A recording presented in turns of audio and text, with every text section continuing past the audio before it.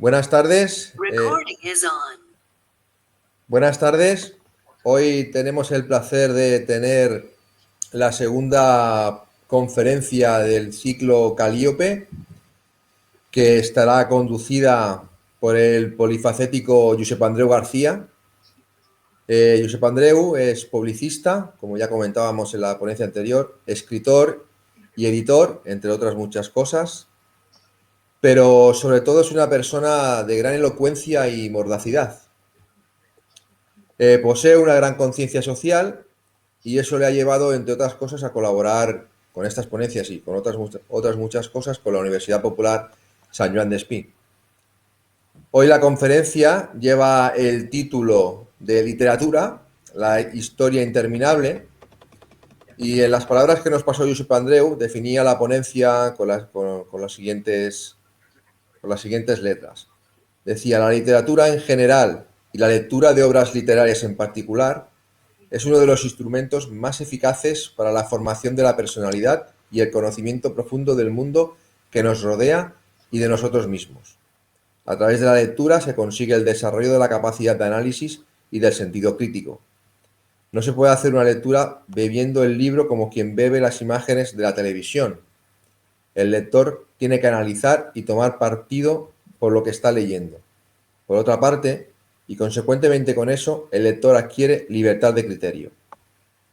El hombre es un ser social y es indudablemente que el principal elemento de sociabilidad es la palabra. Por tanto, en la medida en que dominemos mejor el uso del lenguaje, seremos más completos, más perfectos, más útiles y posiblemente más felices. El lenguaje se adquiere fundamentalmente por impregnación y esta se produce a través de la lectura. Con la lectura de obras literarias se consigue el desarrollo de este lenguaje, que es la suma importancia en un mundo como en el que estamos viviendo. Porque en la medida en que una persona sea más capaz de dominar la palabra, será menos susceptible a la manipulación. Con esta introducción damos paso a Josep Andreu en esta segunda conferencia, que esperemos que nos guste tanto o más que la primera. Josep Andreu, todos somos tuyos. Bueno, muchas gracias, José Manuel. Gracias por la presentación tan generosa como siempre. Y bueno, satisfecho como siempre de colaborar con la Universidad Popular. Es una iniciativa no útil, sino estrictamente necesaria, y todavía que nos permita aportar conocimiento, cultura, en definitiva, al grupo social inmediato que tengamos y por extensión a todos. Bienvenido sea. Y más cuando es una iniciativa que no está condicionada por ningún interés que no sea el propio beneficio social. Dicho esto, quisiera comenzar la ponencia navegando a la contra. Todos hemos oído más de una vez y de forma aliterada que el pensamiento configura el lenguaje y que eso es inapelable. Bien, no está falto de veracidad, pero en lo que sí persevero, en lo que siempre muestro una cierta voluntad de combate, es darle la vuelta y decir que bien, que de acuerdo, pero que será el lenguaje el que nos permita armar ese pensamiento. El lenguaje será lo que nos permita que nuestro pensamiento sea útil, transmitible y que pueda crear de alguna manera progreso. Quisiera empezar o continuar, perdonadme, saludando en las 4 lenguas oficiales del Estado. Habrán de perdonarme aquellos hablantes de los dialectos de esas 4 lenguas, pero no domino esos dialectos, así que me voy a ceñir a las 4 oficiales. Así que os diré que buenas tardes, buena tarda, boas tardes y arranchaldeón. El que os salude en las 4 lenguas oficiales tendrá trascendencia conforme avance la ponencia, porque vamos a empezar a hablar de números, no de letras. Y creo que conforme vayamos evolucionando nos daremos cuenta de la importancia de cuantificar. Partimos de la base de que, voy a redundar, de que el lenguaje configura o arma el pensamiento. Siendo así, tendríamos que ver o intentar conocer cuál es el valor o qué saldo tenemos en nuestra cuenta lingüística o idiomática. Y nos daremos cuenta de que el problema empieza, como en la mayoría de las ocasiones, por estar faltos de recursos. En datos del 2020, yo hasta la fecha he estado trabajando con datos de 2016, ahora he podido actualizarlos con los cierres de los 4 diccionarios oficiales de las 4 lenguas del Estado a 2020. Y bien, palabras de uso o que pueden ser de uso habitual en el diccionario de la Real Academia de la Lengua se cuentan por un monto total de 93.000 palabras. Hay más, podríamos sumar en el caso del castellano hasta 250.000, pero sería fácil hacerlo porque están ya fuera de uso. Es decir, vigentes tendríamos unas 93.000 entradas. Si pasamos a analizar el diccionario de la lengua catalana, estaremos hablando de unas 87.000 entradas, 87.000 palabras. En el caso de la lengua galega estaremos aproximadamente en unas 60 y pocos mil, y en el euskara, pues bueno, a duras penas llegan a los 52.000 vocablos o entradas. Bien, vamos a contraponer la riqueza de la que se dispone y aquella que se utiliza. Bien, pues para mi sorpresa vamos de mal en peor. En el caso del castellano, hace tan solo 5 años, la media de utilización por un ciudadano medio del Estado eran de unas 1.500 palabras. Perdonadme. Ahora estamos en las 1.000 palabras. Si hemos partido de 93.000 de uso posible y contemporáneas o actuales, pues ya veis dónde estamos en nuestro saldo. En el resto de las lenguas oficiales, catalán, galego y euskera, estamos más o menos en las mismas cifras. En el euskera, por una cuestión de su propia naturaleza, estamos un poco por encima, pero esa es la media. Pero si eso es muy preocupante, debemos también acercarnos a la idea de quién es el parlante o quién habla con mayor concretud y ya se considera que está en un nivel de conocimiento alto y, por lo tanto, dispone de una gran capacidad de transmisión. Bueno, pues ese tipo de ciudadano no pasa de las 2.500 entradas, de las 2.500 palabras. Seguimos estando bastante cojos o menesterosos. Pero ya si hacemos una hipérbole y nos vamos ya a ciudadanos con una cultura elevadísima y con una vida relacional, sea esta profesional o cultural, muy amplia, no pasaremos de las 5.000 palabras. Y ahí acabamos. Ese es el escenario en el que nos movemos. Insisto, las podemos proyectar a las 4 lenguas. Y también deciros que se ha estudiado la correspondencia o las interrelaciones entre aquellas personas del Estado que somos, como en mi caso, trilingües, no subimos mucho la cifra. Digamos que las palabras son coincidentes en lengua diferente, o sea, ni más ni menos. Bueno, eso nos da una magnitud, o sea, o una situación de salida que iremos analizando durante este rato. Bien, en lo que ha leído José Manuel, que era el resumen o la presentación de la ponencia, hablaba de que el lenguaje, bueno, te hace más capaz porque acaba haciéndote más libre. Esto que parece una frase grandilocuente se concreta en cuestiones evidentemente prácticas. Si yo tuviese que controlar un grupo social, lo que haría sería descapitalizarle la capacidad de expresarse. Porque el que no es capaz de transmitir lo que piensa o siente no tiene capacidad de reacción. Y esto, históricamente, no es nuevo, o sea, en toda la historia de la humanidad, El poder lo ha sabido, lo ha conocido sobradamente y ha trabajado en esa línea. O sea, si yo otorgo poco lenguaje a aquel que puede protestar y me reservo los términos valiosos, brillantes, cuando deba imponer una idea, aunque solo sea por desconocimiento, mis palabras, que son mucho más grandilocuentes, brillantes, ostentosas, no serán entendidas por una base social que dará por hecho que aquel que domina mejor el lenguaje tiene mayor capacidad de liderazgo, gestión o gobierno. Bien, ahí empezamos. No es desconocido por nadie en el momento actual que vivimos que la escolarización es plena, el acceso a la información. Y hago un apunte, no hablo de cultura, he dicho información. Escolarización e información.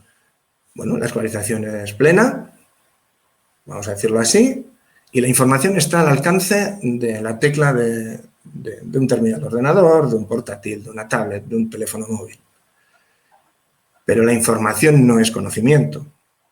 El conocimiento se basa en el desarrollo de una idea inicial contraponiéndola con otras, las que fueran, y afecta a cualquier disciplina humana. Si seguimos avanzando en esta idea, nos daremos cuenta de que todo lo que son las programaciones educativas, los itinerarios pedagógicos y demás, han ido despreciando a través de diferentes leyes de educación. Hablo de nuestro país, pero esto es extensible a toda Europa y por extensión a todo el mundo occidental. No vamos a hablar del tercer mundo, que es que ni siquiera han tenido la oportunidad de llegar a la escolarización plena.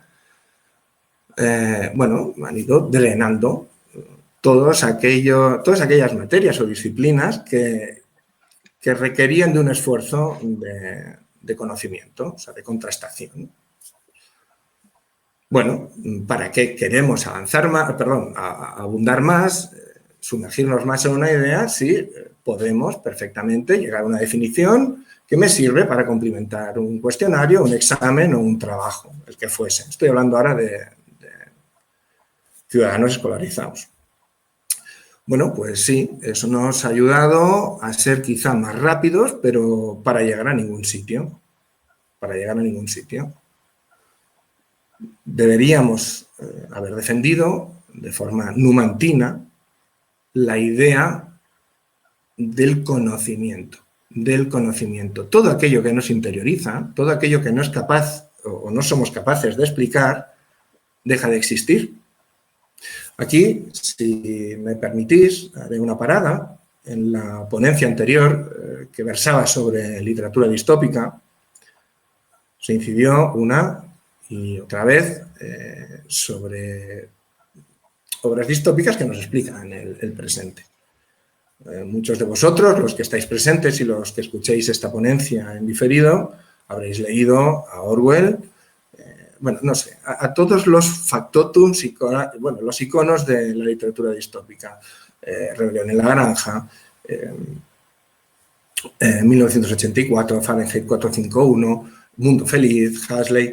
Hay infinidad de autores que, si sabemos leerles bien, nos daremos cuenta de lo que plantearon en su momento. Descapitalizar la cultura de la base social o el conocimiento de la base social para conseguir un control de la misma.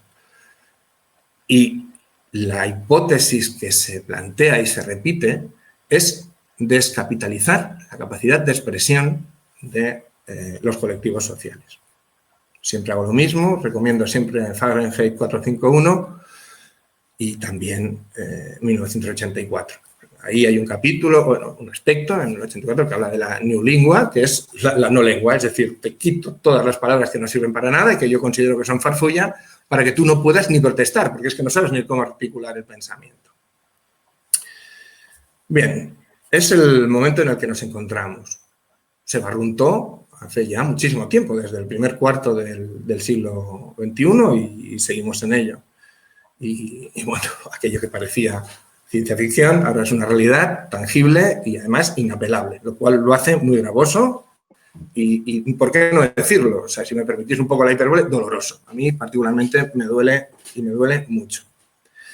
Pero bien, a pesar de que un gran amigo mío, Luis, que es docente, me dijo, bueno, hemos perdido la batalla. Esto ya no hay por dónde cogerlo. Alumnos y alumnas no van a entrar nunca en esta dinámica del análisis continuado de aquello que se les ofrece.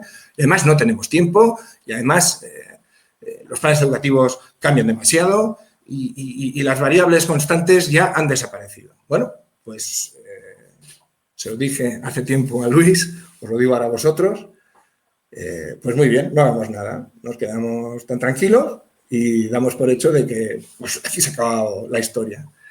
Pero no, esto no es así. Aún tenemos capacidad de respuesta, no en beneficio de los que ya podemos considerarnos adultos, tenemos una trayectoria académica o vivencial hecha, sino a los que vienen detrás de nosotros. Hay una cosa, y voy a caer en un topicazo, pero todo el mundo dice, bueno, a ver qué mundo le dejamos a nuestros hijos, ¿no? Bueno, desde una posición proactiva, educativamente proactiva, bueno, es al revés. Esto es como que aquello del pensamiento configura el lenguaje, no, bueno, y el lenguaje también arma el pensamiento. Pues aquí lo mismo, a ver qué hijos les dejamos a nuestro mundo. Esto es lo que tendremos que trabajar. Y ambas cosas tienen que saberse gestionar. Lo que hoy planteamos, lo que es literatura, historia interminable, así se llama la ponencia, o sea, se ha decidido que se llame así, habla de qué caminos podemos seguir para que ese lenguaje impregne y al final acabe formando parte de nuevos ciudadanos que sean capaces de tener criterio a la hora de analizar aquello que se les ofrece como información veraz. Aquí entraríamos en dos, o tendríamos que tener en cuenta dos situaciones diferentes. Bueno, o que es la misma, es a leer se obliga o se guía, o se oferta como algo lúdico o tiene que obligarse también para que se entre en la dinámica. Bueno, esto es esta sería una discusión bizantina. Ambas vías son correctas siempre y cuando pues, se hagan bien. Difieren en su praxis, pero la finalidad va a ser la misma.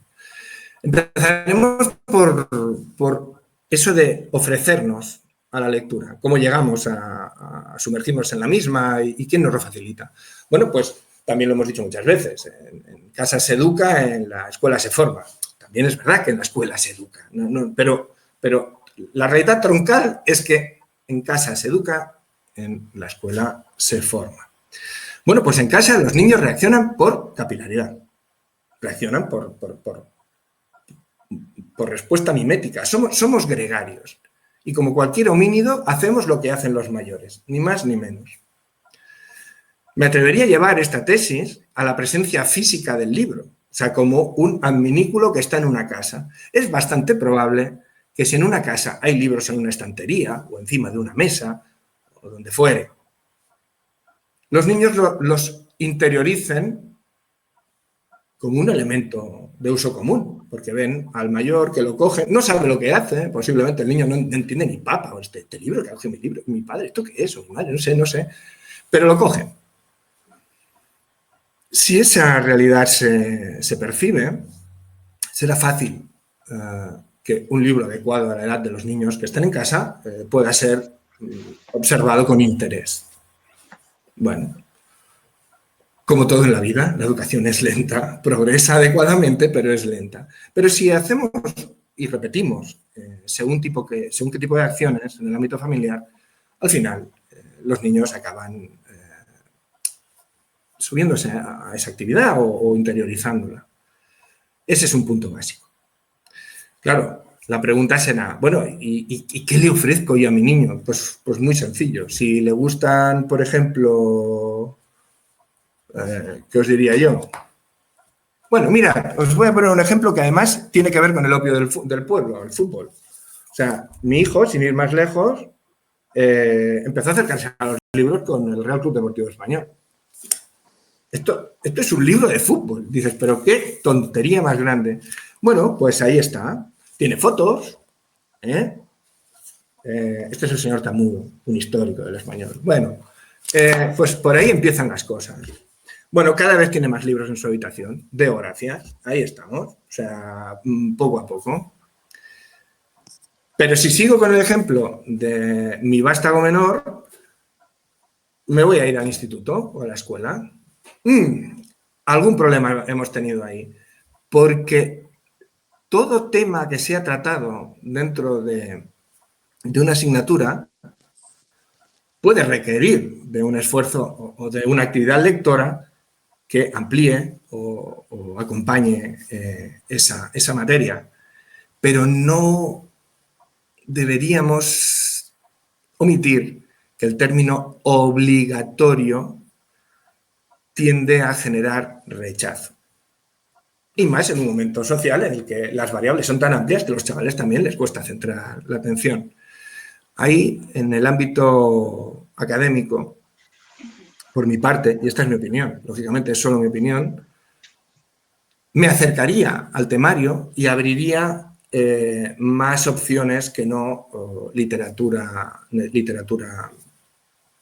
absolutamente reglada. Puede haber una gran amplitud de libros, de obras, que incidan sobre la materia que se está estudiando y no tienen por qué leer todos las mismas. Porque al final el libro se convierte en una losa. ¡Jo! Ya nos ha tocado el Lazarillo de Tormes. Que bueno, a mí me gusta mucho, pero bueno, es igual. Y todos hacer el trabajo sobre el mismo. Bueno, pues no sé, quizá en el siglo de oro o en la novela picaresca española tendremos títulos que sean muy emblemáticos, pero es que en otros temas posiblemente podríamos hacer un esfuerzo para hacer la cosa más atractiva. A tal efecto, yo me he preparado unos cuantos libros y perdonadme, pero bueno, o sea, uno tira de los recursos que considera útiles. Ahora, hoy precisamente, se celebra el 90 aniversario de la proclamación de la República, el 14 de abril del 31. Bueno, pues me ha venido a la cabeza. Yo tengo aquí la República de Josep Pla, que con Pla tengo yo mis cosas, ¿eh? Pero bueno, vale la pena... Claro, esto es un tochazo. Crónicas periodísticas, artículos, no sé qué. Bueno, establece un muy buen recorrido. Pero a un muchacho de bachillerato tú le sueltas esto, va a ser difícil. Pero, amigo, si me cojo a Paco Roca, que es un recién llegado al mercado editorial, escribe Los surcos del azar, y yo os digo que esto no es un libro, sino que es una novela gráfica, denso, con una cantidad de información tremenda, posiblemente ese alumno entre al trapo, si me permitís el símil tauromáquico, bueno, la tauromaquia vamos a borrarla, quiero decir, entre al trapo con mayor facilidad. Aquí está el arte de la mentira para acabar diciendo la verdad. O sea, lo más fácil es decir, nos ha ganado Internet, nos ha ganado la televisión, nos ha ganado la red. Bueno, pues lo siento, no. Estimado Luis, ya te he citado 3 veces con esta. No nos podemos rendir, porque objetivamente el hecho de leer no es que sea conveniente, es que es estrictamente necesario. Porque si no, tendremos una masa social informe a la hora de expresar sus deseos, sentimientos, necesidades y dolores. Hay una cosa que tiene que ver con el lenguaje y por eso siempre insisto en que es revolucionario, es que si condenamos al ostracismo, al silencio, a un número demasiado o muy elevado de comunes, o sea, de ciudadanos, las revoluciones se van a dar en los callejones y entonces no sabremos el por qué se han generado.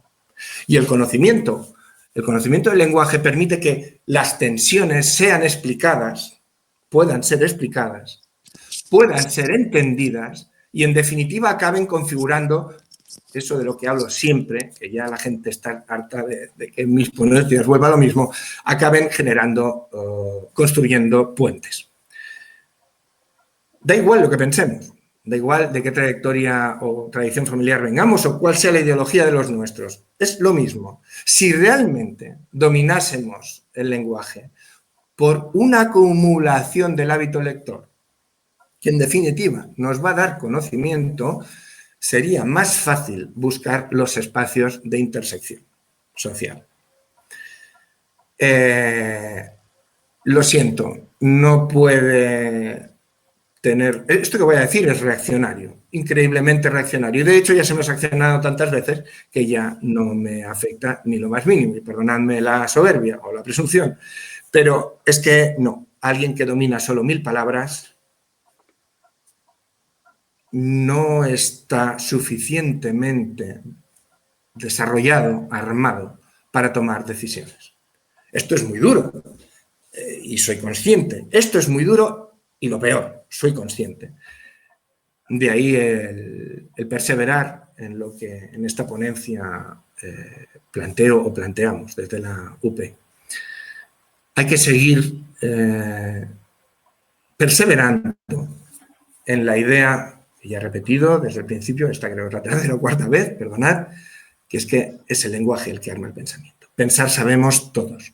Ahora, saber ordenar el pensamiento para que sea útil, y vuelvo a insistir, poder construir espacios de entendimiento va a ser difícil si al final nos quedamos con los ítems.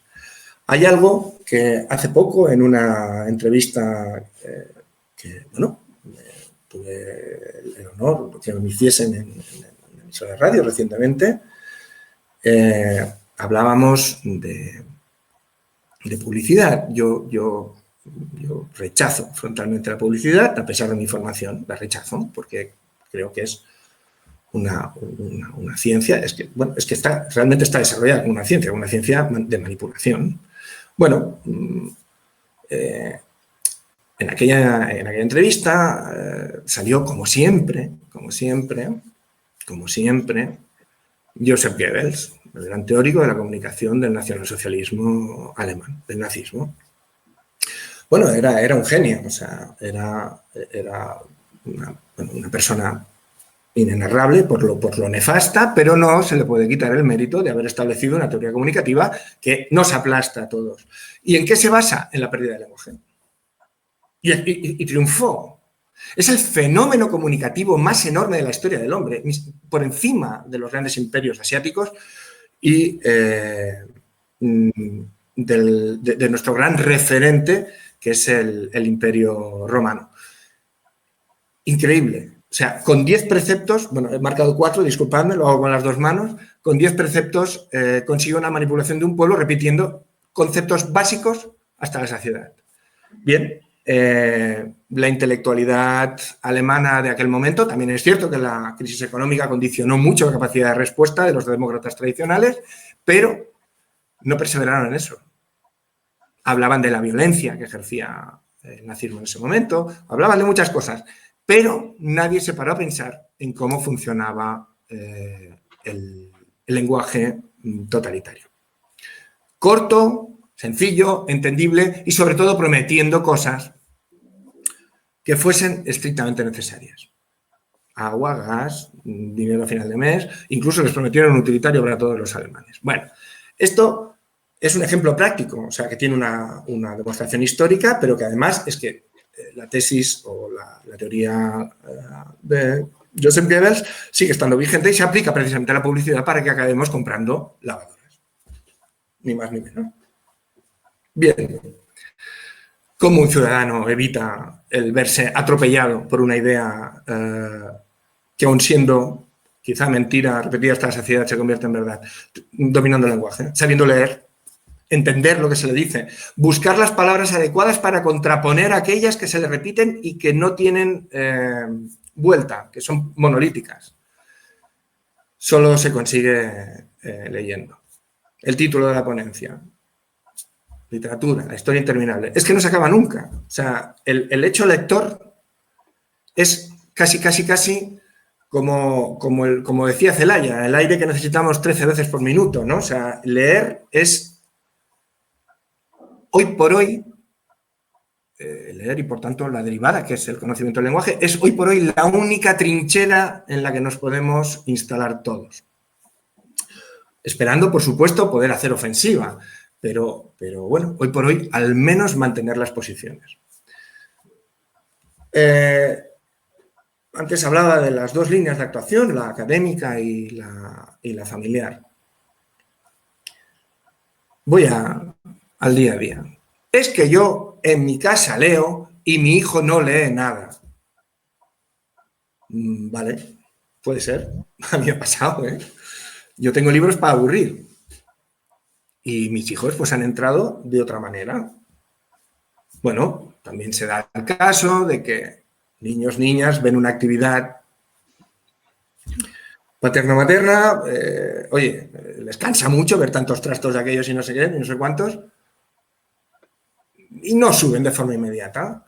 Pero hay un momento en el que encuentran un punto de anclaje, por necesidad.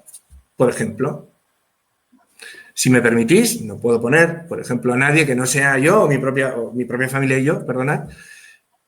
Yo estoy hablando de Keynes el otro día con mi hijo. Bueno, pues la teoría económica de Keynes resulta que le ha caído en las manos a mi hijo y ahí hemos establecido un jirimoje para arriba y para abajo en el que hemos acabado teniendo puntos de encuentro.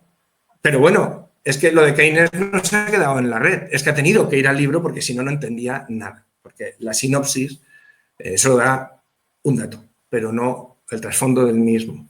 Bueno, eso en casa. Pues no queda más remedio. Pues llevar la vaca al toro las veces que haga falta, o sea, y no desesperar. Porque de lo que no hay duda es que una casa en la que hay libros no hará nada malo, o sea, o no provocará nada malo en su progenie. Y en el tema académico, pues voy a insistir, o sea, tenemos que estar abiertos a nuevas fórmulas, pero no nuevas fórmulas tecnológicas, sino a nuevas fórmulas de formato. Antes os he mostrado la novela gráfica de Paco Roca, Los surcos del azar. Pues vayamos por ahí, que en definitiva todo está inventado. Bueno, a mí de pequeño, y aquí hay presente una persona que podría dar severidad de la cosa, me regaban libros, las joyas ilustradas. En un lado de la página texto y en el otro dibujos, cómics, viñetas. Bueno, perfecto. Fórmulas existen. Nos hacen, y ahora no quiero caer en la teoría de la conspiración y no estamos no voy a caer en esa dinámica grandilocuente y tremendista, pero solo tenemos que hacer una cosa, y es que la literatura siempre esté al alcance de.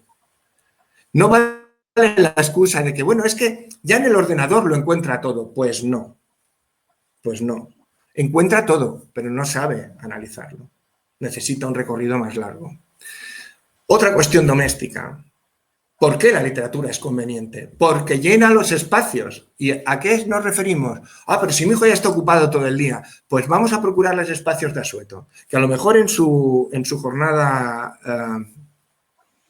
lectiva o de actividad extraescolar, sea este deporte, sea lo que fuese, oye, igual los niños necesitan reposar.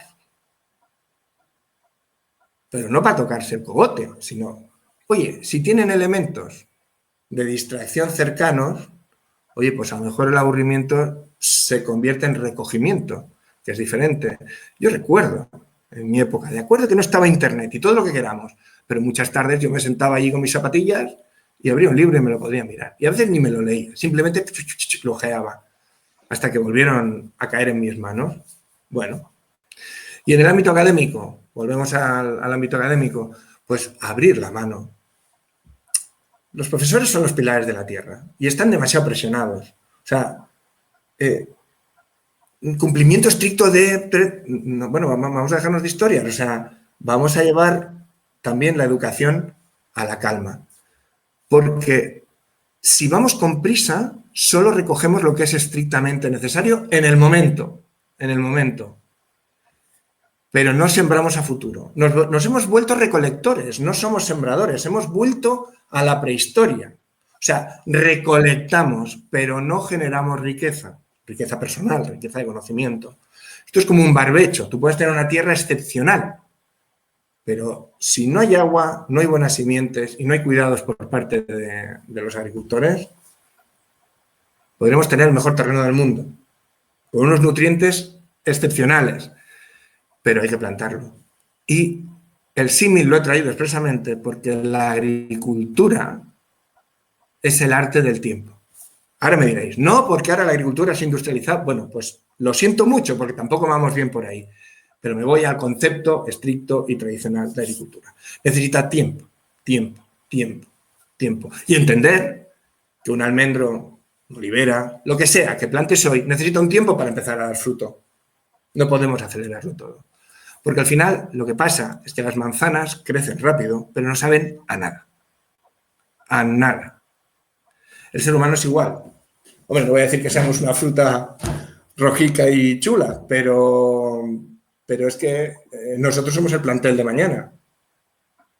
Y los nuestros, los que vienen detrás, serán el de pasado mañana. Bueno, ahí es necesario estar preparados. La literatura, el lenguaje, el elemento básico. El elemento básico. Todos somos conscientes de fenómenos que son muy cercanos en el tiempo y que curiosamente se da mucho desde la transición hasta ahora. O sea, se supone que tenemos acceso a todo, pero solo hablan los mismos. Y vemos a la masa social que escucha y como no puede interpretar, asiente. O niega, o sea, asiente o niega. Y no sabe ni por qué lo hace. No sabe ni por qué lo hace. Si en lugar de tener 1000 palabras disponibles en nuestra cuenta de CaixaBank, Banco Sabadell o quien corresponda, tuviésemos un crédito inacabable, posiblemente nos enfrentaríamos a la realidad con muchísima más asertividad,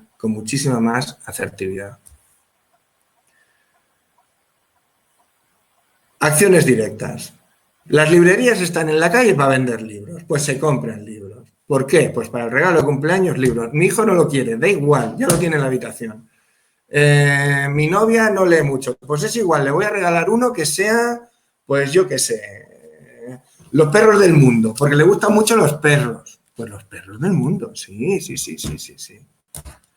El error lo hemos tenido algunas personas, vale, no me voy a incluir, pero la intelectualidad pensando que todo aquello que se lee tiene que tener trascendencia, ser sesudo. No, ahí empezamos a perder la batalla. Porque si hubiésemos hecho el conocimiento más dúctil a la hora de ser consumido, mejor nos iría. Toda nuestra generación, yo tengo 54 años, pero bueno, por extensión, los que estamos ahí en ese margen de edad, todos hemos crecido con los tebeos de las joyas estas del humor, magos del humor, perdonadme, con Asterix y Obelix, con Tintín, Lucky Luke, los hermanos Dalton. Eso era literatura. Una literatura de altísimo valor. Simplemente porque no hay libro malo. Todo libro es la puerta a otro. Puede ser mejor o peor, pero no hay libro malo. Es que incluso el disgusto de leerte un libro nefasto, dices, me cago en la mar, tú. O sea, yo tendré que dar una vuelta a esto. Y llega un momento en el que eso sucede. Yo soy, por razones de relación, muy amigo de un francés, Bourgeton, y esto de las guerras de la Vendée, pues yo, y es que te diga, las tenía conceptualizadas de otra manera. El primer libro que pillé, pues a mí me pareció nefasto, o sea, era, bueno, pero como me había quedado insatisfecho o falto de información, derivé hacia otras obras. Bueno, esto ya es la madurez, cierto, pero es que en las edades tempranas también sucede lo mismo. No tengo por más que recordar lo que he hablado con tantas personas y lo que me sucedió a mí mismo. Yo empecé por las cuestiones más sencillas, más atractivas gráficamente, y bueno, acaba uno pues leyendo el pensamiento de Sartre o vete a saber qué. Que a veces no es tan satisfactorio las cosas como son, como lo que se lee en la edad temprana. En definitiva, esto de la literatura no es más ni menos que una cuestión de lenguaje. O sea, incluso los autores, perdón. Perdón, es culpa mía. Ya está. No, decía que incluso los autores lo son partiendo de la base de que tienen capacidad de lenguaje para poder expresar aquellas ideas que tienen, desarrollan o aquellas teorías que intentan validar y transmitir. Este es el gran reto. La literatura no es un libro, la literatura es aquello que consigue el lenguaje o los términos, las palabras, las frases que configuran ese libro. A partir de ahí, si no se nos acopla alguien. No lo he llamado porque si no va a traer otro de eso porque no le encaje. Espera, ¿puedes quitar el altavoz, el micro? Sí, no, está bien. Los ha hecho mejor esta chica. Y he tenido que quitarle, que me has tenido que lo pusiese, una mariposa. ¿Puedes quitar el...? Es Mercè, me parece, ¿eh? No ha quitado la cámara, pero no el micro. Pues, Mercè, ¿Lo ha hecho ella o ha cambiado un poco? Mercè, por favor, el micro. ¿Por qué quitas esto? Para ver si puedo poner esto. ¿Podrías quitar el micro? Yo estaba viendo una conferencia que está dando mi hermano. Mercè. Eso es de literatura. ¿Qué tal? ¿Cómo te parece que queda? Ese papel lo quito. Llámala al móvil. Ya lo he quitado. Bueno, a ver. Ya no sé, con esto me he quedado perdidísimo. No sé dónde estaba. Ah, sí. Que, bueno, ahora, en el punto en el que nos encontramos, no hay más vuelta de hoja que perseverar en esa idea militante de revalidar la literatura como un medio de liberación por un lado, pero aparte de defensa del pensamiento propio y subjetivo. En la presentación, José Manuel antes lo ha dicho perfecto. Ha leído lo que era la presentación de la ponencia. Es que si no dominamos el lenguaje, estaremos sometidos siempre.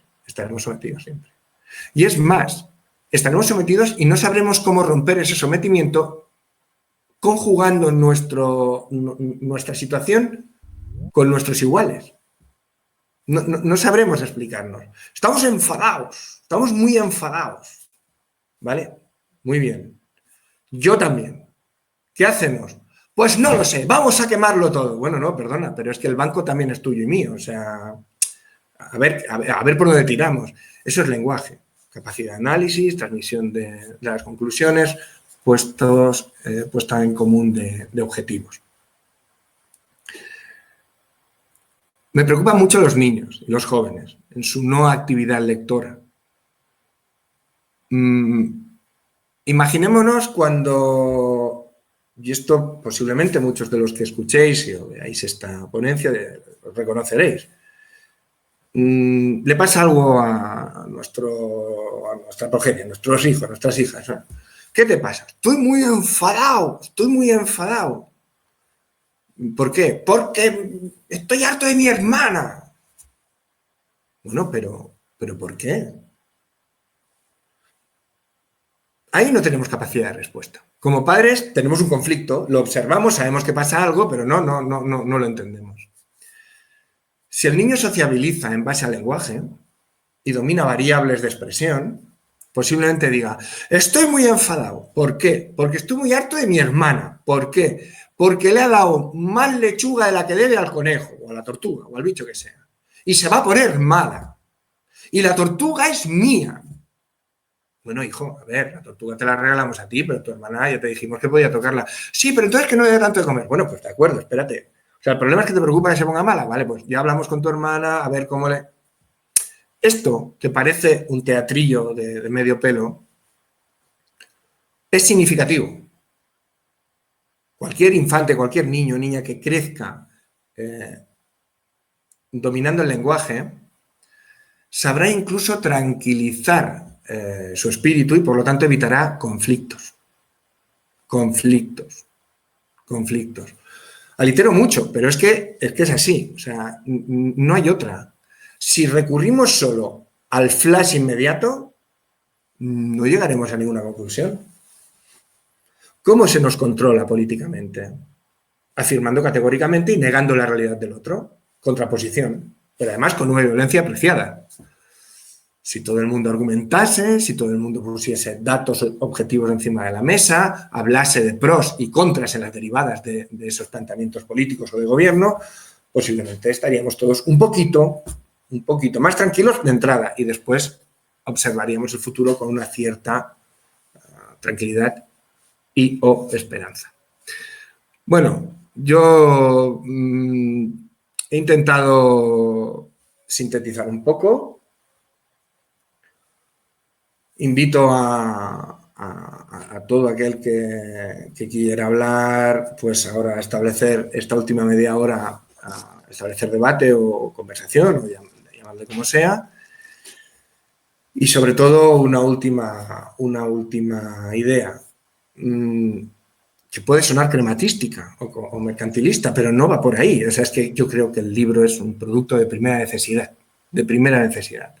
Por favor, no compréis libros solo el 23 de abril, el Día del Libro, por extensión en toda España. O sea, los libros están en las librerías todo el año. Son baratos, cada vez más. Algunos diréis que no. Pues no, hay ediciones que son muy baratas. Y de un libro siempre se saca algo positivo. Así que, por mi parte, nada más. Perseveremos en la idea de que el lenguaje arma el pensamiento y que sin pensamiento susceptible de ser expresado, perdemos el futuro. Y por mi parte, pues nada, muchísimas gracias por estar aquí, gracias a los que escucharéis la ponencia y quedo a vuestra disposición. Bueno, yo, Josep, quería puntualizar, estoy completamente de acuerdo con lo que has desarrollado durante la ponencia, pero quisiera hacer una puntualización. El tema de los libros y la literatura es un invento de la modernidad. O sea, viene dado desde el descubrimiento, desde la invención de la imprenta. Históricamente, era a través del discurso, de las ponencias como hoy hemos hecho aquí, que se hacían, vayámonos al Paleolítico, delante de una hoguera por las noches, y allí se transmitía ese conocimiento. Y allí había la transmisión verbal, sí. Ese empoderamiento de las personas, y la cual cogían experiencias y cogían habilidades lingüísticas. Luego apareció la escritura y, si no recuerdo mal, Sócrates renegaba de la escritura porque decía que iba en contra de la memoria de las personas. ¿Vale? Podemos estar de acuerdo o no con esto que decía Sócrates. A través de los libros se ha difundido el conocimiento, pero es muy recientemente en la historia de la humanidad. Vengo a decir, indiscutiblemente tenemos que leer para lo que tú bien has dicho de incrementar nuestro lenguaje. Pero también tenemos que recuperar esa capacidad de orar, de explicar, de tener un buen mensaje, un buen debate. Y eso tenemos que hacer, lógicamente, desde las familias, utilizando las 1000 palabras que yo puedo disponer, o las 950 que yo puedo disponer. ¿Vale? Ahora la tecnología y el uso del móvil, internet, todo esto, nos resta tiempo para poder practicar este tema. Y por supuesto, en los colegios se debería de permitir el debate y el intercambio de opiniones, el expresarse, el comunicar, y no simplemente por los temas que sabemos de leyes educativas que hemos tenido, sobre todo en este país, pues simplemente transmitir conocimiento porque el año que viene el profesor o la profesora que va a estar va a dar por hecho que esos conocimientos ya han estado dados, y no fomentar esto. Entonces yo apostaría también por la oralidad. Es que, José Manuel, este tema es muy interesante.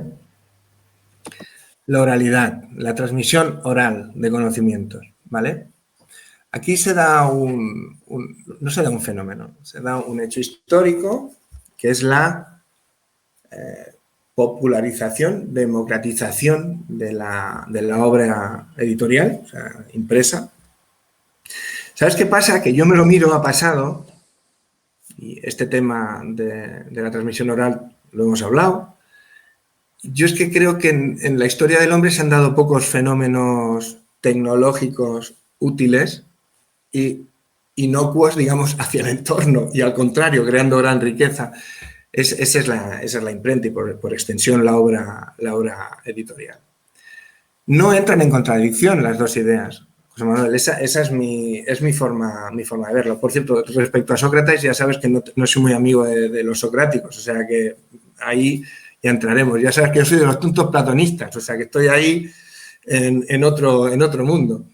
Pero sí que creo que ambas situaciones van de la mano. Por ejemplo, acerquémonos a un fenómeno reciente en el que ambos hemos participado, que fue el tour virtual respecto a Humanatge Catalunya de Orwell. Ahí hay una obra escrita, significativa, pues porque se redacta o se escribe en su momento y que tiene trascendencia futuro.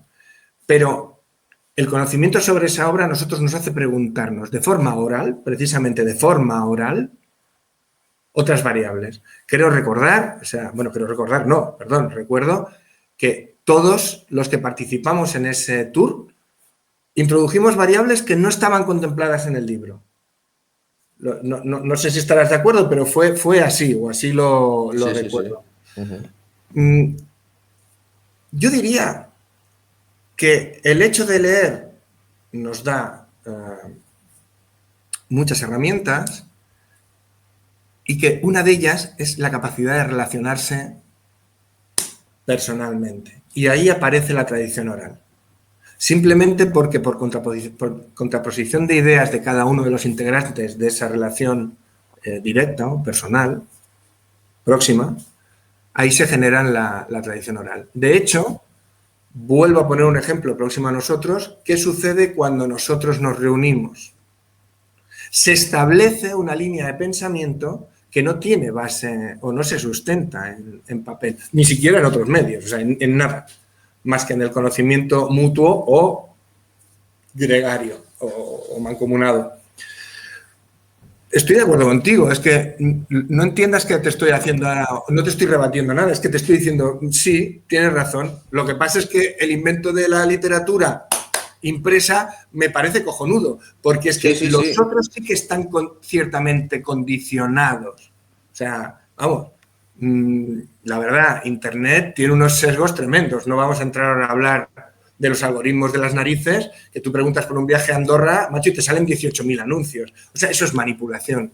La lectura, como requiere recogimiento, te genera reflexión. Yo lo veo así. Y esa reflexión se traduce en tradición oral. O sea, o la tradición oral puede ser una buena finalización. En mi último y segundo libro, no tengo ninguno más publicado, yo me limito a eso, de alguna manera. Me limito a recoger la tradición oral y plasmarla negro sobre blanco en un libro. Yo creo que van de la mano. O sea, de nada nos serviría. Sí, yo he apostado, pues, lo único es, sí, la literatura es importantísima, pero lo otro tampoco lo podemos descuidar. Te estoy diciendo que totalmente de acuerdo. Es que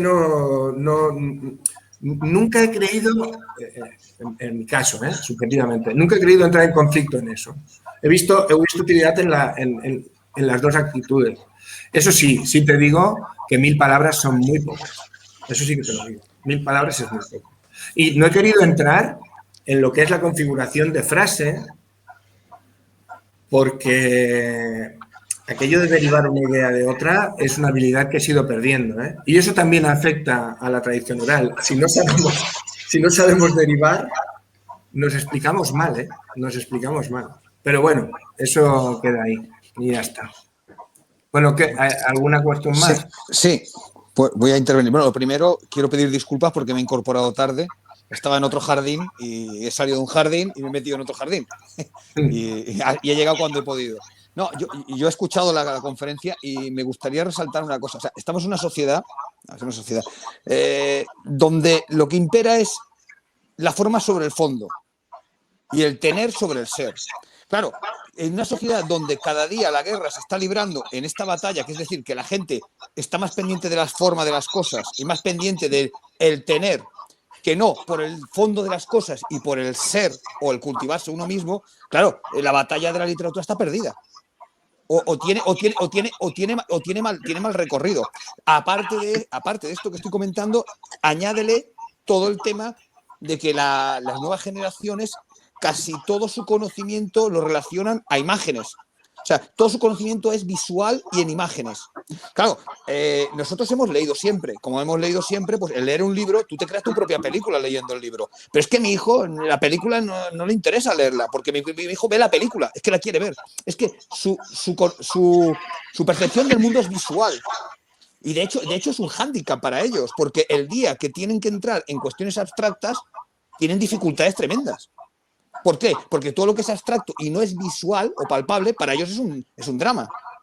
Y les cuesta. De hecho, yo creo que el fracaso de la matemática actual viene en gran medida por el hecho de que cuando a una persona se le enseña cosas que no son visuales y no está acostumbrado a ellas, le cuesta entenderlas. Entonces, claro, mira, yo ahora vengo de una conferencia y he vuelto a insistir en lo mismo. Cuidado, porque lo que tenemos que hacer es que como sociedad tenemos que cambiar el paradigma completamente. A la gente hay que decirle que lo importante no es la forma, que la forma puede ser muy bonita, pero lo importante es lo que haya dentro, el fondo. Y el fondo está en, por ejemplo, leer y molestarte en sacar conocimientos de un libro. Y también es muy importante enseñarle a la gente el hecho de decir, oye, no, perdona, es que ser feliz no es tener cosas. A lo mejor tú no tienes cosas, pero en cambio tú como ser eres un ser muy amplio y muy lleno de conocimientos. Y también es una manera de ser feliz, el ser y el tener cosas dentro de tu cabeza. José Luis, yo creo que es un Luis, poco cambiar todo el paradigma de esta sociedad. Sí, si me permites, te voy a hablar de paellas. Viene al caso, ¿eh? No te asustes. O sea, te voy a hablar de paellas. Mientras no metan un sartenazo. No. Yo no conozco mucha gente que cocine, o sea, profesionalmente, que esté dispuesto a hacer un libro. Hay no cocineras, sino una crítica gastronómica, bueno, de estas que están en la red, que es Pepa Álamo, no sé si os suena, bueno, no importa, que está en la tesis de hacer o no hacer un libro y demás. Y me hizo una reflexión que me quedé bastante parado. Me dijo, mira, aquí lo importante no es la paella, es la receta. Una paella te la comes hoy y te la has comido. Si dominas la receta, dominas los tiempos, la calidad de los productos y demás, podrás reproducirla bastantes veces. Unas con mayor suerte, otras con menos, porque no siempre te queda el plato igual. Pero se trata de eso, Josep me decía. La tontería de la paella me ha dado vueltas muchísimas veces. Pensamos, esto debería aplicarse a todo. O sea, no, es que yo me puedo hacer una paella, hablamos por lo crematístico, por lo que estabas hablando del tener, el no sé qué. Lo más valioso es el que sabe hacer la paella, no el que la paga y se la come. O sea, ahí está el gran valor. Muchas veces hemos hablado, en tu caso, José Luis, del Producto Interior Bruto del país. O sea, ¿qué es el PIB? El margen de beneficio estimado sobre según qué variables económicas, no. Si analizásemos lo que vale un médico, un profesor universitario, un profesor de instituto, un profesor de primaria, un enfermero, un señor que conduce ambulancias jugándose la vida todos los días y lo tradujésemos en valor. Pero para apreciar eso, José Luis, hay que saber expresarlo. Porque todo el mundo sabe poner en valor aquello que es inmediato, la paella, la jodida paella, pero nadie pone en valor al cocinero que domina el fuego, los ingredientes y demás. A ver, esta ponencia va de conocimiento, al fin y al cabo, de atesorar recurso y respuesta para poder entender y hacerse entender. Al final, de lo que se trataría es que en este puñetero país todos supiésemos hacer paellas de puta madre. No depender de que alguien nos quiera poner un cuartillo, plato o paella entera. Y eso es lenguaje. Eso es lenguaje. La revolución empieza por ahí. El lenguaje no es hablar bonito, sino hablar con concreción, con pulcritud y concreción. Eso es. No se trata de términos floridos, eso ya lo hace la publicidad, eso ya lo hace aquel que tiene poder y pretende seguir manteniéndolo. Utilizar otro tipo de recurso que nos tape la vista y también el oído. Nosotros tenemos la obligación de saber expresarnos para poder transmitir y exigir de aquellos que nos transmiten que nos sepan explicar de forma adecuada. Mirad, esta guerra empezó en la década de los 20 en Europa. Algunos ya conocéis mi tesis, está en la Escuela de Chicago y la Escuela de Frankfurt. La Escuela de Frankfurt, Alemania, fracasó porque luego llegó el nazismo y se impuso Goebbels y se quedó aparcada la Escuela de Frankfurt, ahí muerta. Pero la Escuela de Frankfurt, cuando aparece la radio, dice: Albricias, hemos encontrado una fórmula para educar a la gente, para que tenga información, para que aprenda cosas, porque la radio va a estar dentro de cada casa y podremos explicarles cosas de interés para el sujeto, no para el poder, para el sujeto.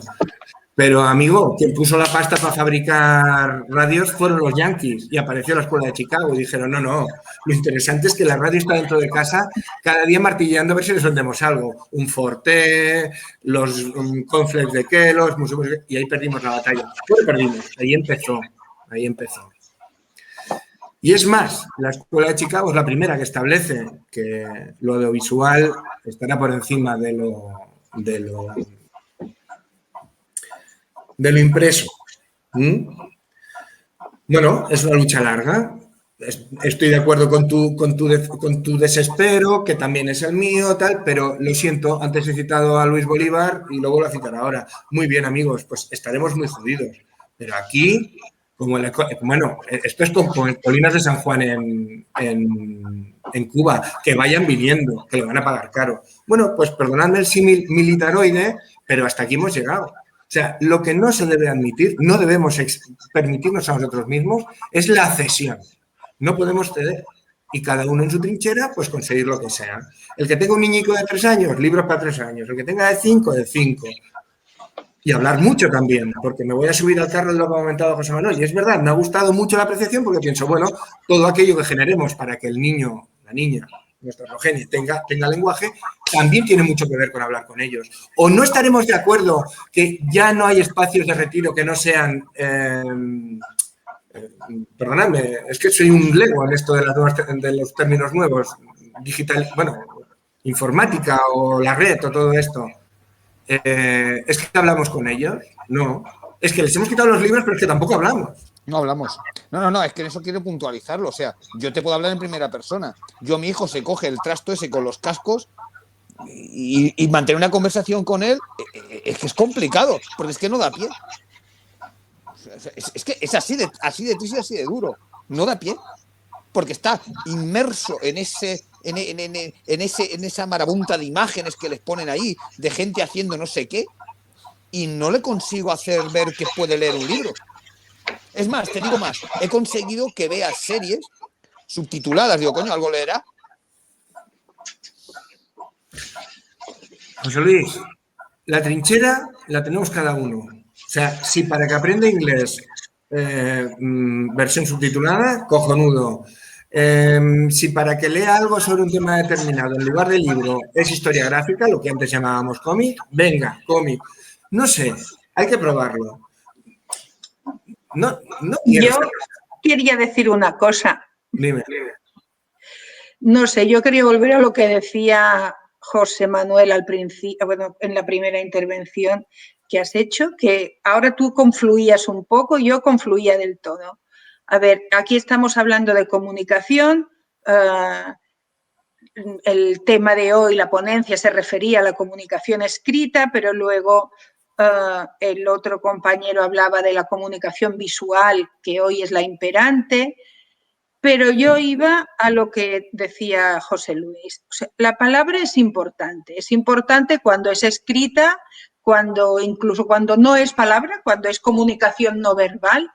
Pero mira, el hablar es muy importante y si no se habla, no se lee, porque no le das valor a la transmisión del pensamiento articulado en palabras. Entonces, esto que decías, José Luis, es fundamental. Y eso ahí sí que es lo que tú hablabas de la lectura en el ámbito familiar y en el ámbito académico, pues todo empieza siempre en el ámbito familiar. Yo, por mi experiencia, los niños que se crían con sus abuelos suelen tener un léxico muchísimo más amplio. Y normalmente los abuelos no tienen una formación académica superior a la de sus padres. Rara vez pasa. Y ahí aparece la Normalmente transmisión oral. la formación académica de los abuelos es inferior.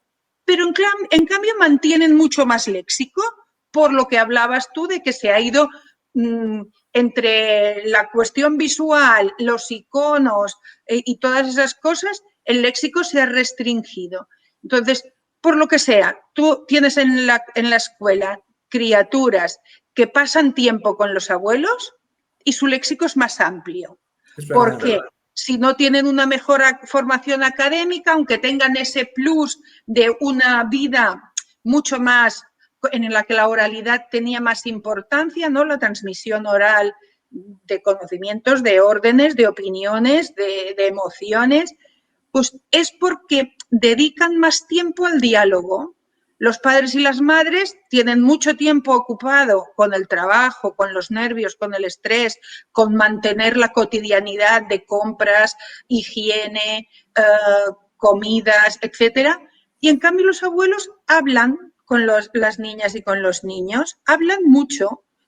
Y uno, lo que tú decías, el pensamiento se construye a través de la palabra, yo estoy de acuerdo, pues entonces ayudan a esas criaturas a expresarse, a entender dobles sentidos y bromas y chascarrillos, y también a través de esos diálogos cotidianos que no son sesudos, que no tienen grandes cargas de contenidos filosóficos, sino que hablan del día a día, de vamos a hacer un pastel, pues esas criaturas aprenden a expresar sus emociones mucho mejor. Y además, si hablan más, yo creo que tendrán más interés para leer, sea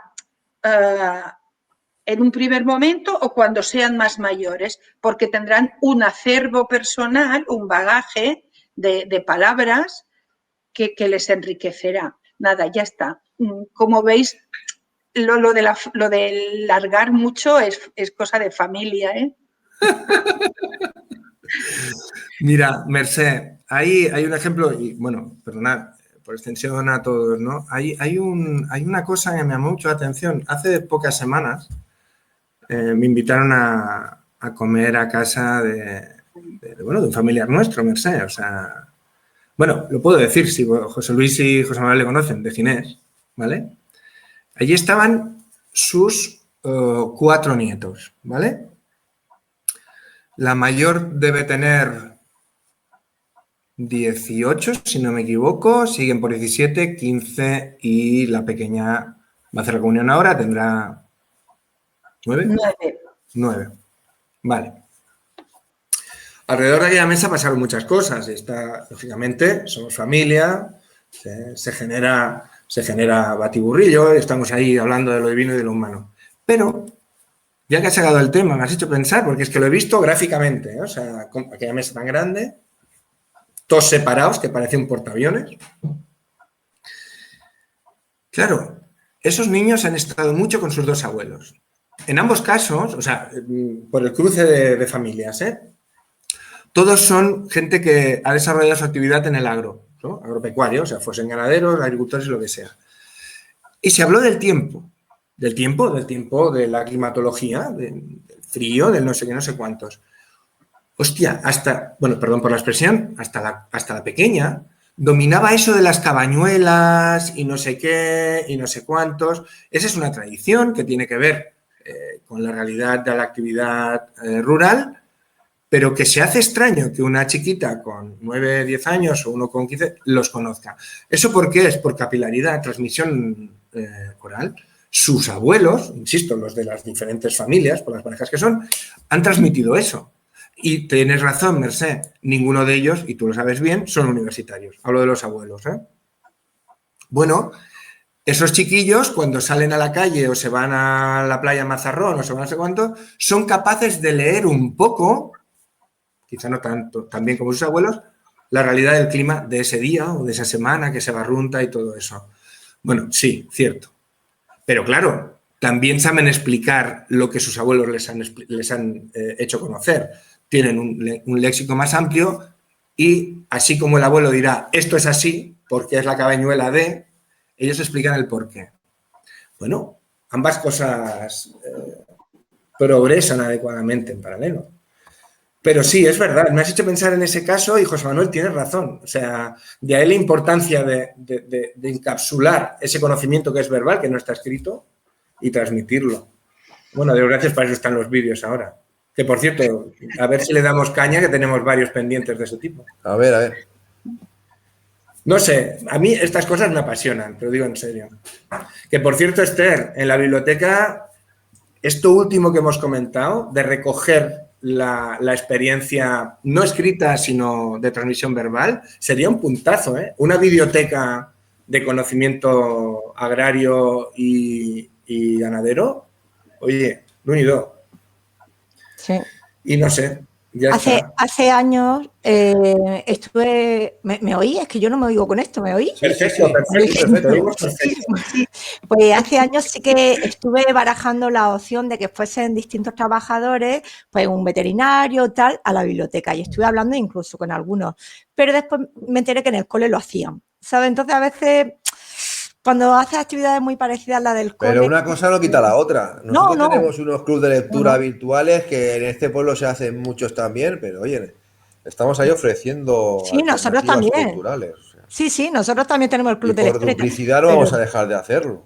Ya. Oye, igual tú encuentras una persona que tal y el colegio no ha pensado en ese tipo de...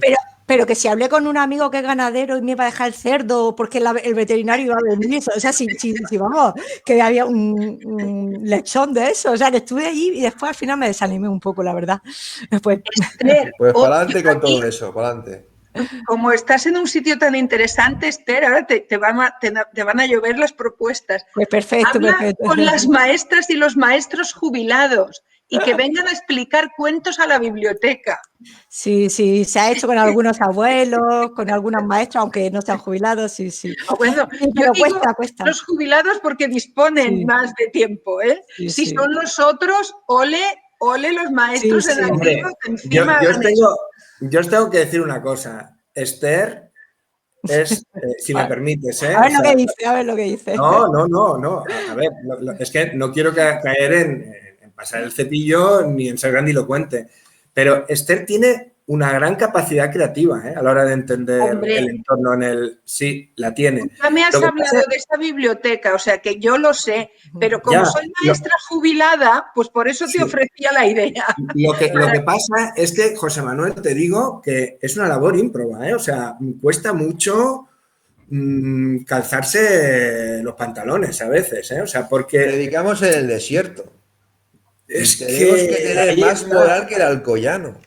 Pues claro. Nosotros llevamos ya más de 10 años moviéndonos con estos temas. O sea, ahora hemos acabado de aterrizar en la Universidad Popular. Pero nosotros empezamos en las AMPAs de nuestros centros educativos de primaria. O sea, y somos irreductibles, como aquellos galos. ¿Me entiendes, no? Entonces, mira, pues estamos a la disposición, la Universidad Popular de San Joan Despí está a la disposición de la biblioteca de Esther. O sea, aquí estamos y entre nosotros nos tenemos que apoyar. Ya cuesta un poquito. La verdad es que las actividades culturales no las llevo yo normalmente, pero vamos, que todo es bienvenido. Pero que cuesta, a veces cuesta mucho mover. Y más de una vez, cuando se hacen actividades del cole, con visitas guiadas y tal, con visitas concertadas con los colegios, a veces madres que te encuentras o padres y te dicen, ay, mi hijo me ha dicho un montón de veces que lo lleve, pero es que no tengo tiempo. Y es verdad que muchas veces ya empieza a fallar un poquito la familia, el tiempo, no sé, un poquito. Y mira, pero mira por eso Merced, hay que dejar de proponer. Claro. Y mira, Merced, que la biblioteca es guapa, ¿eh? Cuidado que la biblioteca es guapa, ¿eh? No, es verdad. La reformaron. ¿Cuánto se acabó el año pasado, no? O sea, En la anterior, en 2018. 2018, bueno, imagínate. Sí, bueno, en 2018, sí, al final, justo. Sí, llevamos un año y pico. Yo querría decir una cosita solo, si me permitís. Al final, hacer una reflexión y pensar en qué hemos evolucionado si ahora mismo la familia no habla con sus hijos en casa, porque tenemos medios para que los niños estén entretenidos y no tengamos que hablar con ellos.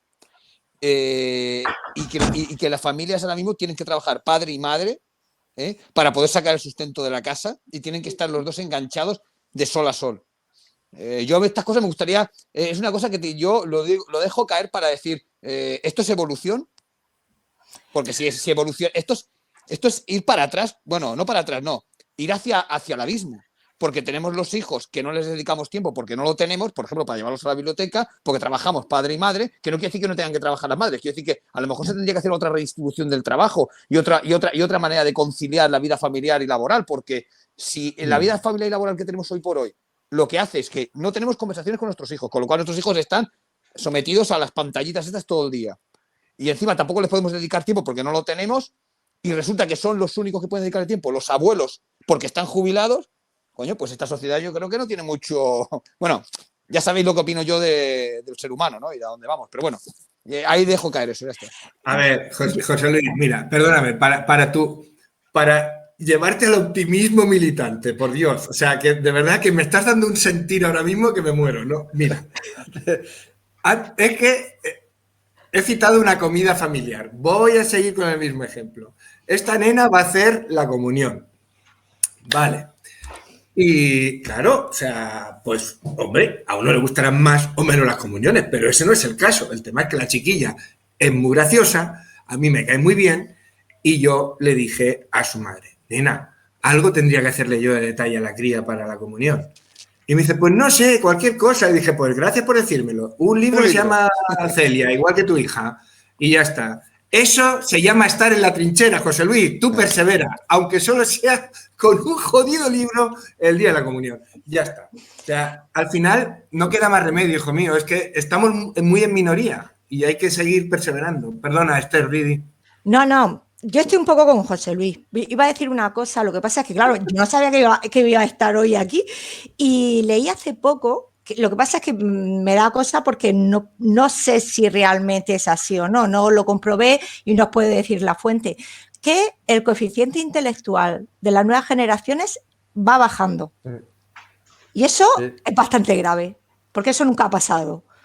Entonces, es verdad que además, yo creo que además de verdad del estrés diario, del trabajo y todo eso, que es inevitable, estamos enganchados en general, porque a mí no me gustan nada las redes sociales, pero ya sea con el WhatsApp, estamos muy enganchados a las tecnologías y eso creo que es culpa nuestra. O sea, yo creo que aparte del trabajo hay más cosas, que hay una comodidad enorme de dejar a los niños con las tablets o con lo que sea, porque yo estoy como tú, José Andrés, que yo no sé si es Nintendo o lo que sea, porque mi hijo no tiene. Pero que es verdad que sí que yo creo que deberíamos reflexionar bastante y cambiar muchísimas cosas y cuesta mucho trabajo porque hay en contra de donde nos lleva la sociedad. Porque mi hijo no juega, pero como sus amigos del cole juegan, si tú lo vayas a hablar, no te lo crees que no juegan. Si sabes que no soy mentirosa, me creerás. Porque si socializa, no, porque socializa. Totalmente, socializa y le encanta. Claro. Y bueno, juegan alguna vez, pero que no, o sea, no hay pantalla de lunes a viernes. Mira, voy a poner un ejemplo. El otro día estaba viendo la tele y no sé qué programa nuevo va a salir y salieron dos criaturas por allí que iban a salir en el programa este, ¿no? Evidentemente, unos cuerpos idílicos, modélicos y tal. Y le cogí a mi hijo y le digo, mira, espérate, siéntate aquí a mi lado y vamos a estar un cuarto de hora y vamos a ver del telediario cuántos cuerpos hay como ese. Y no había ni uno. O sea, para que veas que lo que les están vendiendo es un mundo irreal absolutamente, pero es el mundo que ellos compran porque es lo que ellos consumen. Y claro, cuando esos niños están en la sociedad y quieren imitar lo que ellos querrían ser, porque les están poniendo unos modelos, que son unos modelos asquerosos, de gente perfecta, pero perfecta en la forma, porque luego a lo mejor en el fondo las oyes hablar y tienes que salir corriendo. Pero date cuenta, yo le cogí a mi hijo y le dije, vamos a ley, plántate aquí un momento, ¿has visto a esas dos señoras? ¿No? Perfectas, inmaculadas, idílicas. Vamos a ver cuánta gente hay en la sociedad como ellas. No hay. O sea, les están metiendo una realidad que no existe. Pero es que ellos la compran y se la hacen suya. Por lo tanto, les están creando una dependencia y unos traumas por pura imitación de cosas que no existen. José Luis, yo me gustaría, si me permitís... Ya sé que no tiene nada que ver con el tema, pero bueno, ahí está. No. Perdona, sí tiene que ver con el tema. Sí tiene que ver con el tema. Sí tiene que ver con el tema. Vamos, muchísimo.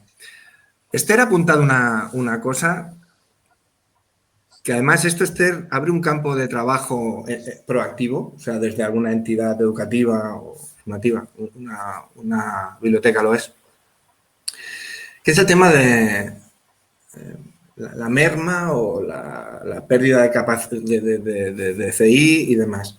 Bueno, si fuésemos otro bicho y fuésemos un lagarto, un leopardo de las nieves o una gacela de Thompson en el Serengeti, nos mirarían con criterios etológicos. Etológico no es ni más ni menos el por qué un bicho se comporta como lo hace, ¿no? Bueno, pues sí, y esto ya es, lo que voy a decir ahora ya es cosecha mía. Si uno se mira la teoría de la evolución de Darwin, lo que nos viene a demostrar es que la necesidad es la que crea el órgano, ¿no? La necesidad crea el órgano. Curiosamente, nosotros, cumplimentando necesidades que consideramos perentorias, estamos perdiendo la capacidad de evolucionar. Porque no tenemos necesidades. La etología estudia perfectamente el por qué un animal se comporta como se comporta para conseguir comer, aparearse, anidar, mantener a su progenie. Pero ahora, todo lo que se nos proyecta, y eso sí que tiene que ver con lo que estaba diciendo José Luis, es inmediatez, no esfuerzo, no posicionamiento. Claro, por lógica, si la psique no trabaja, se relaja y pierde capacidad.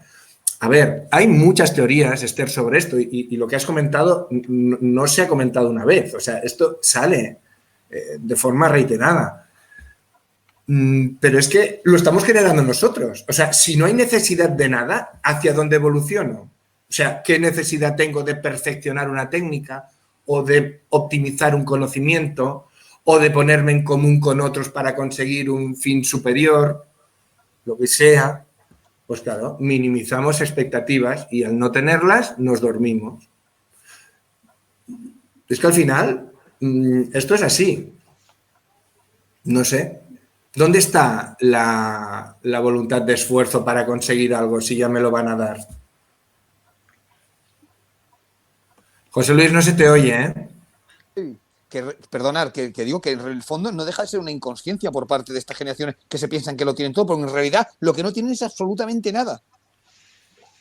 Absolutamente nada. Les queda todo por luchar, porque es que no tienen nada. Se van a encontrar con que van a ser mucho más pobres que sus padres y con un futuro muchísimo más complicado que el nuestro. Yo al mío ya hace mucho tiempo que he dejado de decirle que estudie para el mercado laboral. Yo he dicho que estudie para formarse, para crecer como persona, ¿eh? No hay otro objetivo hoy en día, porque nadie tiene ni idea de cuáles serán las profesiones de aquí a 10 años. Nadie. Y el que lo diga miente. Porque si tú ahora dices que te quieres preparar para lo que será el mercado laboral dentro de 10 años, lo más probable es que te equivoques. José Luis, el liderazgo ahora está en unos señores que se llaman youtubers, que no saben de lo que hablan porque lo único que hacen es transmitir información como un papagayo en una jaula. Y esos son los referentes de la gente actual. Por lo tanto, si no tienen la capacidad de análisis para entender que ese supuesto éxito está vacío como una nuez, pues ¿qué vamos a hacer? Ahora, insisto, tú y yo caemos demasiadas veces en el determinismo fatalista y los dos nos damos la mano ahí. Nos llamamos Pepe los dos, pues imagínate, vamos de la mano. Pero vamos a cambiar el chip, ¿eh? Josep, he estado en otra conferencia antes que esta. Han intervenido gente joven. No saben hablar. Y se supone que los que intervenían eran gente mínimamente implicada. Es decir, gente que tenía un interés por intervenir. O sea, si te coges a otro que no tiene interés por intervenir, puede ser para echarse a llorar. Eso es lo que yo he visto esta tarde. Desde luego, para echar cohetes no está el tema. Bueno, pero, insisto, perseverancia. O sea, a las barricadas no queda otro remedio. Es que si no, ¿qué hacemos? O sea, yo, por ejemplo, lo que decía José Manuel, le transmitía a Esther antes, hace un momentito, le decía, bueno, pero es que aunque no venga nadie, hay que hacerlo. Esa es la actitud. Esther la tiene, o sea, lo sé, de primera mano. Bueno, de tantos compañeros con los que nos relacionamos en el ámbito cultural o de conocimiento, a ver, José Luis, tú sabes que, no estamos solos, sabemos lo que queremos. O sea, haciendo el símil de la canción, ¿no? No estamos locos, pues no estamos solos, sabemos lo que queremos. Bueno, vamos a perseverar. Y bueno, vamos a indignarnos, si queréis, nos cabreamos mucho, pero actuemos en proximidad. Es aquello de arreglemos la parte que llegaremos a hacer un todo, ¿no? Bueno, pues yo no quiero hacer poesía barata, pero es que al final es el único convencimiento que me queda, porque sé perfectamente que no voy a conseguir, esto lo llevo a lo subjetivo, no voy a conseguir atraer masas, ¡hostia! Vamos a hablar de este tema. No, difícil. Pero, hostia, si hablo con dos, o hablan conmigo, cuidado, yo no soy solo transmisor, soy receptor. Si nos abrimos y más o menos vamos evolucionando un poco, pues suceden cosas. La Universidad Popular es un ejemplo de eso, José Luis. No, oye, que yo estoy encantado. La Universidad Popular es un ejemplo de eso. No, y menos mal que encontré esta colla de marciano, porque me pensaba que yo era ya... Sí. Estaba empezando a pensar que si era de otro planeta fuera del sistema solar. José Luis. Nosotros ya cruzamos el Mississippi hace tiempo. Correcto. Que lleváis muchas reatas pasadas por el río. Pero lo que vengo a decir es cómo algo que es una iniciativa, el ejemplo práctico es la UP, una iniciativa que parece estar desdibujada o no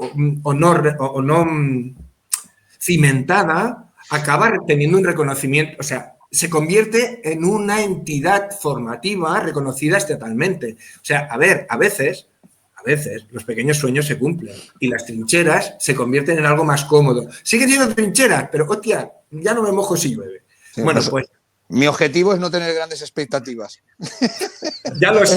Es la mejor manera de no tener grandes frustraciones. Sí, José Luis, pero yo soy un tonto ilusionado. ¿Qué quieres que te diga? Yo no puedo evitarlo.